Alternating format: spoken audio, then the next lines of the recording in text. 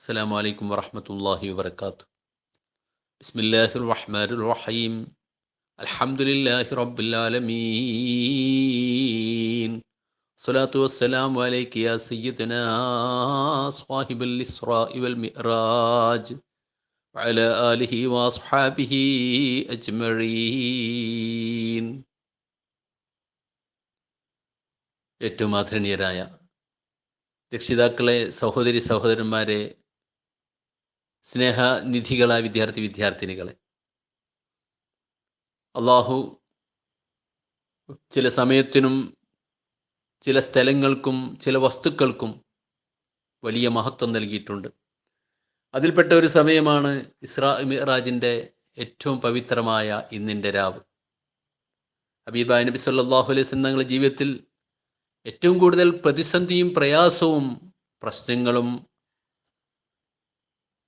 ജീവിതത്തിൽ അനുഭവിച്ച അതിൻ്റെ മൂർധന്യദശയിൽ അള്ളാഹു ലോകത്തൊരു മനുഷ്യനോ മലക്കിനോ ജിന്നിനോ ആർക്കും നൽകാത്ത ഏറ്റവും വലിയ മഹത്വം നൽകിക്കൊണ്ട് ആദരിച്ച രാത്രിയാണിത്. അതെന്താണ്? അള്ളാഹുവിൻ്റെ തിരുദർശനം ഭൗതികമായ ലോകത്ത് തന്നെ മുത്തുനബി സല്ലല്ലാഹു അലൈഹി വസല്ലം തങ്ങൾക്ക് നഗ്ന നേത്രങ്ങളെ കൊണ്ട് ഈ ഭൗതികമായ ശരീരത്തെ കൊണ്ട് കാണാൻ സാധിച്ചു എന്നുള്ളതാണ്. ഇത് മറ്റാർക്കും അല്ലാഹു തആല നൽകിയിട്ടില്ല, നൽകുകയുമില്ല. അങ്ങനെയുള്ള മഹത്വം നൽകിയ ഈ രാത്രിയും അതിൻ്റെ പകലും മുസ്ലിം ഉമ്മത്ത് വളരെ ആദരവോടുകൂടി, വളരെ നന്ദിയോടുകൂടി ആഘോഷിക്കുകയും ആരാധനകളെ കൊണ്ട് ധന്യമാക്കുകയും ചെയ്യുന്നു. നിരവധി ദിക്റുകളും അതുപോലെ തന്നെ സ്വലാത്തും മറ്റു കാര്യങ്ങളൊക്കെ വിശുദ്ധമായ രാത്രിയിൽ ചൊല്ലാൻ വേണ്ടി മഹത്തുക്കൾ നിർദ്ദേശിച്ചിട്ടുണ്ടെന്ന് നമുക്കറിയാം. നാം അത് പതിവാക്കുന്നവരാണ്. സുബ്ഹാനല്ലാഹി വൽഹംദുലില്ലാഹി വലാ ഇലാഹ ഇല്ലല്ലാഹു വല്ലാഹു അക്ബർ എന്ന ദിക്ർ, അതുപോലെ തന്നെ അല്ലാഹുമ്മ സ്വല്ലി അലാ സയ്യിദിനാ മുഹമ്മദിൻ വഅലാ ആലിഹി വസഹബിഹി വസല്ലിം, അതുപോലെ തന്നെ അല്ലാഹുമ്മ അൻതർ റഊഫ് എന്ന ദിക്ർ, ഇതെല്ലാം 100 വീതം ചൊല്ലൽ. അതുപോലെ തന്നെ അല്ലാഹുമ്മ അൻത റബ്ബി ലാ ഇലാഹ ഇല്ലാ അൻത ഖലഖതനി എന്ന് തുടങ്ങുന്ന ദിക്റും അതെല്ലാം 100 വീതം ചൊല്ലാൻ വേണ്ടി മഹത്തുക്കൾ നിർദ്ദേശിച്ചത് നമുക്കറിയാം. എന്നാൽ ഈ രാത്രിയുടെ പകലിലും വലിയ മഹത്വമുണ്ട്. നബി സല്ലല്ലാഹു അലൈഹി വസല്ലം തങ്ങൾ ഈ വിശുദ്ധമായ യാത്ര കഴിഞ്ഞുകൊണ്ട് വന്ന സമയത്ത് സഹാബത്ത് നബി സല്ലല്ലാഹു അലൈഹി വസല്ലം തങ്ങളെ സിദ്ദീഖ് റളിയല്ലാഹു അൻഹു അടക്കമുള്ള സ്വഹാബികൾ ഒറ്റയടിക്ക് തന്നെ വിശ്വസിച്ചു. അവരെല്ലാം അംഗീകരിച്ചു.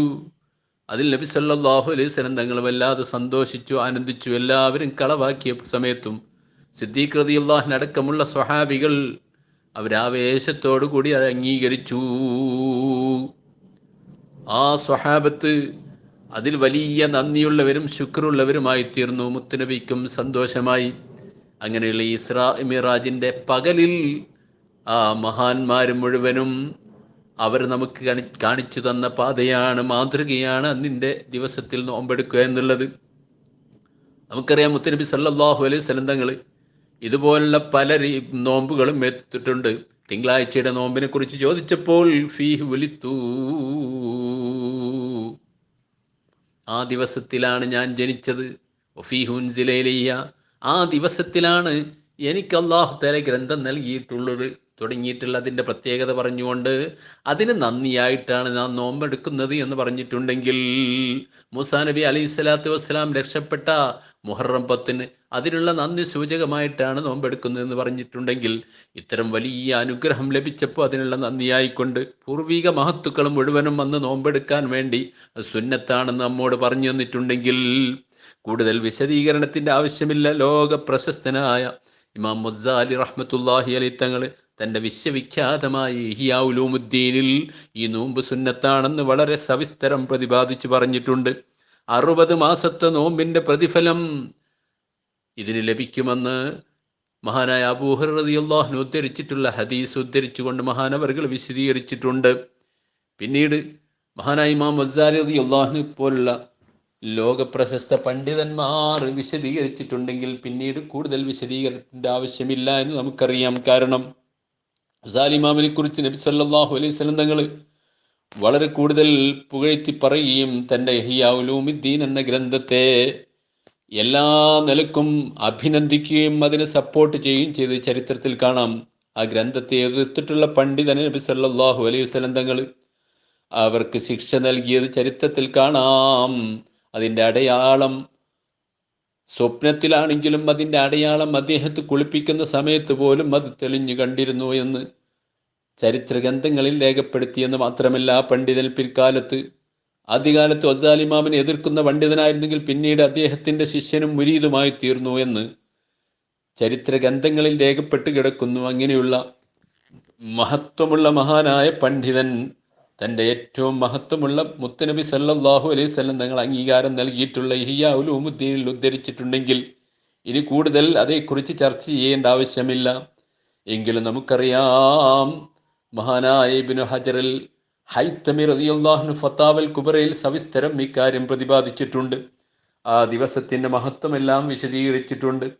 ആ 27 പകലിൽ നോമ്പനുഷ്ഠിക്കുന്ന സുന്നത്താണെന്ന് മഹാനവറുകൾ അതിൽ രേഖപ്പെടുത്തിയിട്ടുണ്ട്. അതുപോലെ തന്നെ ബാജൂരി ഇമാമിനെ പോലുള്ള, അതുപോലെ തന്നെ നമുക്കറിയാം ഫത്ഹുൽ മുഈനിന്റെ ശറഅ്, അയാനത്തു താലിബ് അടക്കമുള്ള ഒരുപാട് ഗ്രന്ഥങ്ങളിൽ ഈ നോമ്പ് സുന്നത്താണെന്ന് രേഖപ്പെടുത്തി വെച്ചിട്ടുണ്ടെങ്കിൽ മുസ്ലിം ഉമ്മത്ത് അത് ഏറ്റെടുത്തിട്ടുണ്ട്. എന്നാൽ ചില ഉൽപ്പതിഷ്ണുക്കളായ ആളുകൾ ഏതെങ്കിലും കോണുകളിൽ നിന്ന് ഇതേക്കുറിച്ച് പറയുമ്പോൾ മുസ്ലിം ഉമ്മത്ത് അത് തള്ളിക്കണയണമെന്ന് ഈ സമയത്ത് ഞാൻ ഓർമ്മപ്പെടുത്തുന്നു.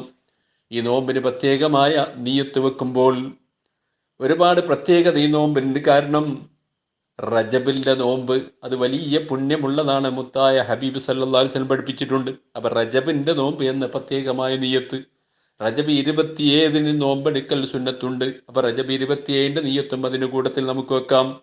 റജബ് 27 സുന്നത്ത് നോമ്പ് ഞാൻ നോൽക്കുന്നു, റജബിലെ സുന്നത്ത് നോമ്പ് ഞാൻ നോൽക്കുന്നു. ഈ പ്രാവശ്യത്തെ പോലെ വ്യാഴാഴ്ചയോ ഒക്കെ അല്ലെങ്കിൽ ഇനി തിങ്കളാഴ്ചയോ ഒക്കെ വരികയാണെങ്കിൽ ആ സുന്നത്ത് കൂടി നമുക്ക് കരുതാം. വ്യാഴാഴ്ചയുടെ സുന്നത്ത് നോമ്പിനെ ഞാൻ കരുതുന്നു എന്ന് കരുതാം. അതുപോലെ തന്നെ അയ്യാമു സൂദ്, കറുത്ത വാവ് ദിവസത്തിൽ നോമ്പെടുക്കൽ സുന്നത്തുണ്ട്. 27 മിക്കവാറും അയ്യാമു സൂദിൽ പെടുന്നതാണ്, അതും നമുക്കതിൽ കരുതാം.